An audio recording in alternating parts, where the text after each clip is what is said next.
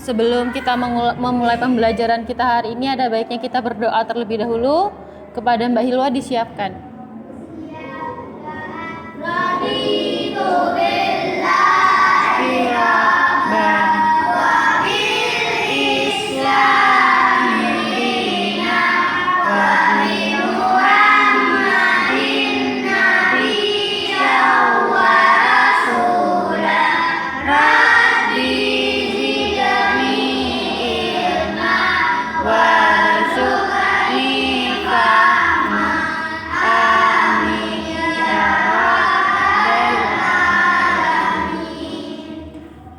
Baik, Ustazah buka terlebih dahulu. Assalamualaikum warahmatullahi wabarakatuh. Waalaikumsalam warahmatullahi wabarakatuh. Hari ini kita pelajaran apa? Nah, di pelajaran P5 Ustazah akan menjelaskan apa sih yang akan kita pelajari di P5. Di P5 kita akan belajar tentang gaya hidup berkelanjutan. Tentang apa? Terkait sesuatu yang sudah biasa kita temukan sehari-hari, yaitu adalah sampah. Sebelumnya adik-adik pasti di rumahnya itu pasti udah bertemu dengan sampah. Di sekolah pasti udah bertemu sampah. Di kelas pun kadang kita juga bertemu dengan sampah. Nah, coba Ustazah lihat kan ada mengurangi kantong plastik kini baik. Sekarang adik-adik sebelum Ustazah jelaskan, coba perhatikan video yang Ustazah putarkan. Tapi kalau berbicara tentang perubahan iklim, kantong kertas dan kantong kain justru berdampak buruk terhadap lingkungan ketimbang kantong plastik. Nah, di sini Ustazah tanya di rumahnya, ada orang tuanya yang sudah tidak menggunakan kantong plastik? Semuanya pasti masih ada yang menggunakan kantong plastik kan orang tuanya. Pulang dari warung pasti bawanya kantong plastik. Di rumah kalau mau bungkus apa-apa biasanya pakai plastik. Ada yang tahu enggak kenapa orang tuanya menggunakan kantong plastik? Biar simple. Ada lagi? Karena ramah lingkungan. Baik, kita lihat apakah plastik merupakan benda yang ramah lingkungan. Karena selama ini yang kita lihat adalah sampah plastik dalam jumlah banyak dan menumpuk menjadi masalah lingkungan. Padahal kantong plastik itu awalnya diciptakan justru untuk menyelamatkan bumi. Dahulu pada 1959, Sten Gustaf Thulin di Swedia menciptakan kantong plastik sebagai pengganti kantong kertas. Pada era itu, semakin banyak penggunaan kantong kertas, berarti semakin banyak juga penebangan pohon. Ada yang tahu kenapa semakin banyak penggunaan kertas itu banyak pohon yang ditebang?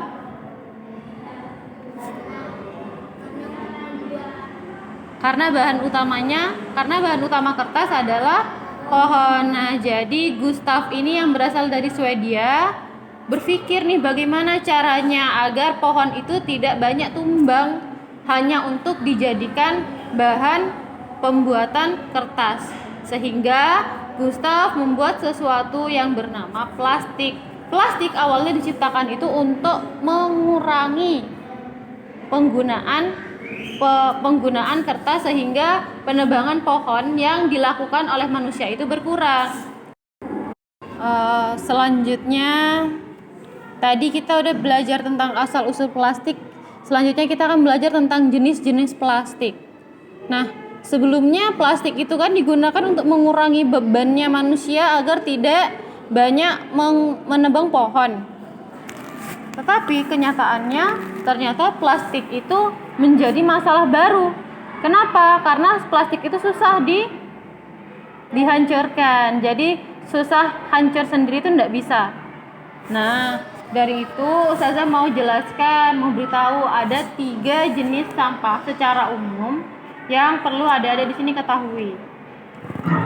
Yuk kita bahas satu persatu. Yang pertama ada sampah organik, anorganik, dan B3. Ada yang tahu sampah organik itu sampah apa? Angkat tangan. Sampah makanan yang seperti apa? Seperti daging, lalu oke. Sampah anorganik ada yang tahu? Ya, Mbak?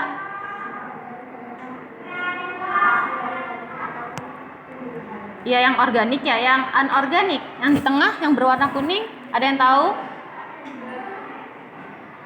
Oke. Nah, sampah plastik. Yang B3, ada yang tahu B3? Sampah yang berbahaya, Mbak Aini? Ya, yang berbahaya, yang tidak boleh sembarangan dibuang. Yang pertama, sampah organik. Sampah organik merupakan sampah yang mudah membusuk dan diurai oleh bakteri, jamur, kuman, dan cacing di tanah. Sampah organik biasanya berasal dari sisa-sisa makhluk hidup. Contohnya buah, kotoran sayur, daging, atau tulang ayam. Betul tadi yang disampaikan dengan Mas Arvin dan Mbak Kaila bahwa sampah organik itu adalah seperti kotoran hewan, kotoran manusia, itu merupakan sampah organik. Ada pohon, daun, buah, daging. Tumbuh dengan baik loh teman-teman. Nah, kalau sampah organik itu mudah dimanfaatkan karena mudah hancur. Seperti contohnya adalah sampah organik bisa diubah menjadi kompos yang berguna untuk menjadi pupuk bagi tumbuhan. Yang kedua, sampah anorganik. Sampah anorganik merupakan sampah yang tidak dapat diurai atau tidak dapat membusuk dan akan terus ada di tanah walaupun telah tertimbun tanah selama bertahun-tahun.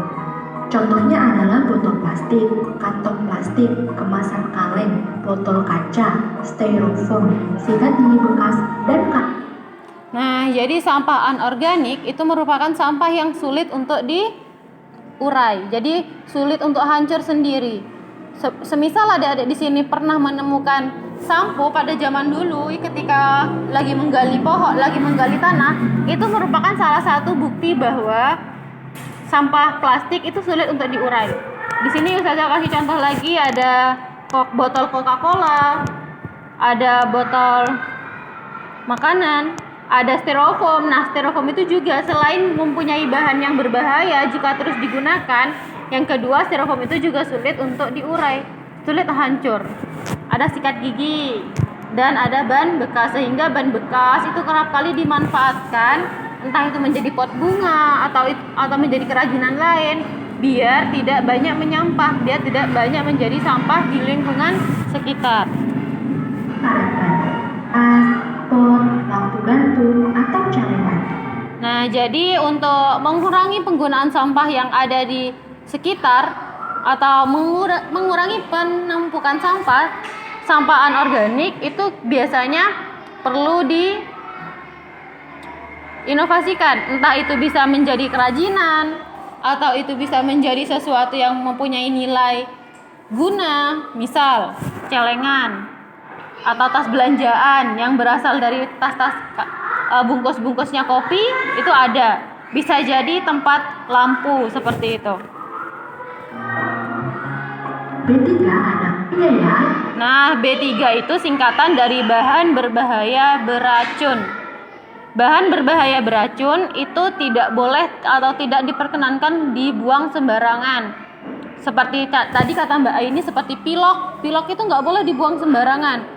Atau spraynya parfum itu kan mempunyai bahan yang di dalamnya itu gampang meledak kalau misalnya terkena panas, sehingga tidak boleh dibuang, dikumpulkan sama sampah-sampah rumah tangga. Karena tubuh seperti bedak. Nih di sini sampah B3 itu contohnya seperti padatan, mudah menyala, mudah terbakar, terus mudah meledak, beracun. Semisal dibakar itu akan menimbulkan efek samping kalau dihirup sama tubuhnya, terus bersifat korosif, bahaya terhadap lingkungan. Bahaya terhadap lingkungan itu semisal seperti limbah. Kita nggak boleh limbah pabrik itu dibuang sembarangan di sungai. Banyak kan kejadian limbah-limbah yang dibuang ke sungai terjadi apa? Ikan-ikannya pada mati, ekosistemnya rusak, tumbuh-tumbuhannya nggak ada hidup, dan kebanyakan sungai-sungai menjadi apa? Bau dan kotor, warnanya gelap. Seperti contohnya di pabrik tahu, kalau misalnya kita buang kita lihat sendiri baunya sangat menyengat karena itu nggak boleh sembarangan membuang limbah pabrik di sungai atau di lingkungan. Sudah terbakar, bersih, kaleng aerosol obat nyamuk bakar, oli, aki, seng, dan besi. Nah, ini nggak boleh sembarangan dibuang. Misal kemarin Mas Dava main baterai. Kalau sudah habis, Mas Dava nggak boleh baterainya dibuang ke tempat sampah. Nah, karena di sini baterai termasuk dalam apa? Dalam sampah B3.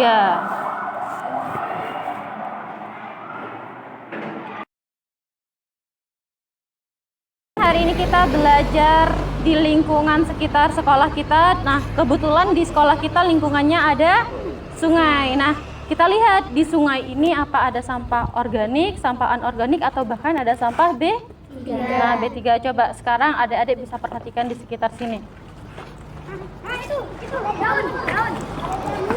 Kira-kira daun itu masuk sampah apa?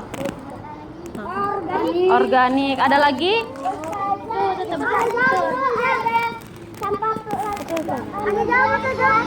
Ada gelas plastik masuk sampah apa?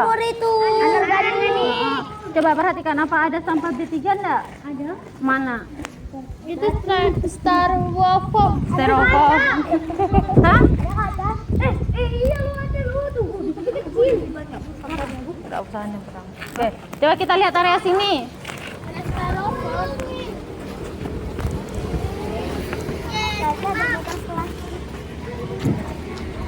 Apa, Dek? Botol plastik Mana? di jalan. Banyak ya? Wah. Coba perhatikan kira-kira sampah yang warnanya sudah berwarna coklat ini, kira-kira sampah yang warnanya sudah berwarna coklat ini berapa lama? saja. Iya, berapa lama kira-kira? Berapa tahun? Berapa bulan? Bodan sama kedepanan. Ya, ini membuktikan kalau sampah plastik itu susah untuk diurai. Yang gampang hancur, coba perhatikan di sana, itu gampang hancur. Semisal kayak sampah-sampah tanaman, perhatikan sampah-sampah tanaman itu kan gampang busuk, itu gampang hancur. Itu tuh. Itu juga tuh, kelak. Apalagi sampah tas seperti itu kalau dibuang ke sungai itu bisa menghambat saluran. Yang terjadi apa? Banjir. Nah. Hah? Iya, ini sampah anorganik. Adik ketemu di mana? Nah, kira-kira sampah anorganik itu yang susah diurai atau enggak? Susah diurai ya. Jadi untuk sampah organik kalau kita ketemu sampah di jalan itu harus diambil dan dibuang ke tempat sampah biar nanti tidak mencemari lingkungan karena ini susah diurai. Pinter sekali. Udah, coba lihat lagi, cari lagi.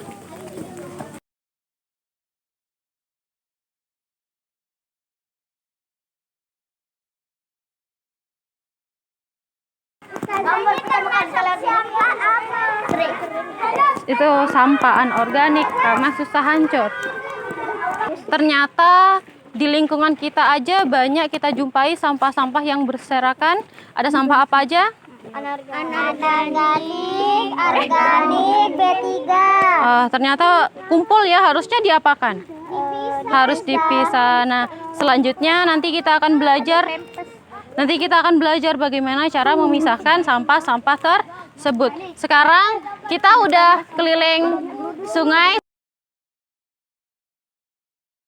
Baik, karena tadi kita sudah belajar tentang asal-usul plastik, jenis-jenis plastik, dan kita juga sudah keliling lingkungan untuk mengetahui jenis-jenis plastik jenis-jenis sampah apa yang ada di lingkungan sekitar ya. Sekarang Ustazah akan mengajak adik-adik di sini untuk memanfaatkan sampah yang sering kita temui, yang mungkin adik-adik di sini berpikir bahwa itu tidak akan menjadi sampah yang menumpuk. Tetapi ternyata ketika Ustazah mengumpulkan sampah satu sekolah, hanya tutupnya saja itu bisa mendapatkan 1 dus.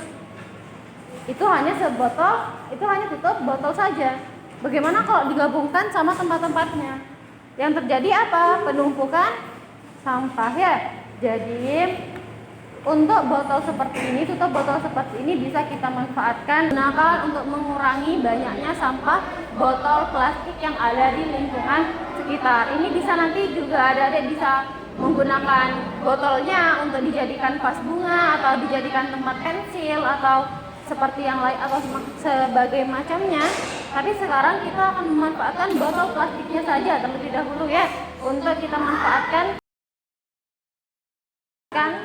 menjadikan sebuah kerajinan yang memiliki nilai fungsinya. Semisal Ustazah bisa jadikan botol plastik ini adik-adik bisa menjadikan sebagai tempat pulpen, atau menjadikan vas bunga, atau menjadi tempat tisu, atau menjadi tempat sampah, atau menjadi pot bunga. Itu tergantung ketentuan kelompoknya kalian masing-masing. Jadi ketika Ustazah berikan tutup botolnya, adik-adik di sini silahkan rundingkan. Semisal jumlahnya sedikit, kira-kira jadinya seperti apa ya? Kira-kira akan menjadi seperti apa? Semisal diberikan banyak, kira-kira bisa dibuat apa ya? Seperti itu. Dirundingkan sama teman-temannya. Nah, untuk bahan-bahan yang akan digunakan, itu pertama menggunakan lem tembak. Yang kedua, kita bisa menggunakan alatnya untuk mempermudah ya. Yang ketiga ada tutup botolnya. Yang keempat bisa menggunakan gunting. Dan yang kelima adalah kardus. Kardusnya ini tidak harus lingkaran, tergantung apa yang ada ingin buat. Semisal ada ingin buat kotak, maka buatlah kardusnya yang kotak. Ini untuk apa Ustazah? Ini untuk alasnya, untuk membantu membentuk. Tetapi sebelumnya Ustazah beritahu bagaimana cara membuatnya agar ada di sini tidak kesulitan. Dan juga dalam penggunaannya Ustazah harap, karena ini adalah bahan yang menggunakan listrik, kita harus berhati-hati, jangan berebutan. Semisal dalam satu kelompok itu hanya ada satu, bergantian. Satu orang selesaikan dulu, yang lainnya membantu. Misalnya yang satunya menggunting, satunya membantu mengelem. Paham? Kita nunggu ini panas dulu. Pos gak apa-apa.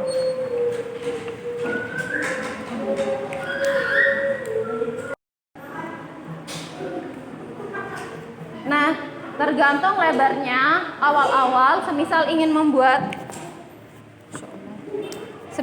membuat kotak pensil, berarti kotak tisu, berarti misalnya mau bikin sebanyak 8 botol, digariskan dulu sebanyak seperti itu.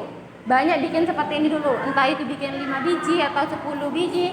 Ini ditempelkan dulu sebanyaknya, nanti taruh di alasnya ya. Semisal alasnya itu persegi panjang, berarti gini caranya, diberdirikan. Nanti ditumpuk di atasnya. Ya, paham? Lebih baiknya kita langsung praktek terlebih dahulu. Untuk kelompoknya Ustazah sebutkan.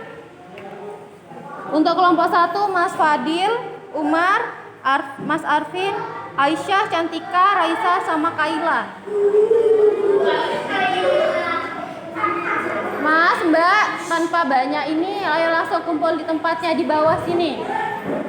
Kelompok 2 Lingga, Restu, Dava, Reisha, Niksi, sama Devinta.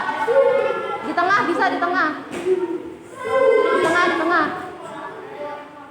Untuk kelompok 3 sisanya bisa langsung membentuk kelompok.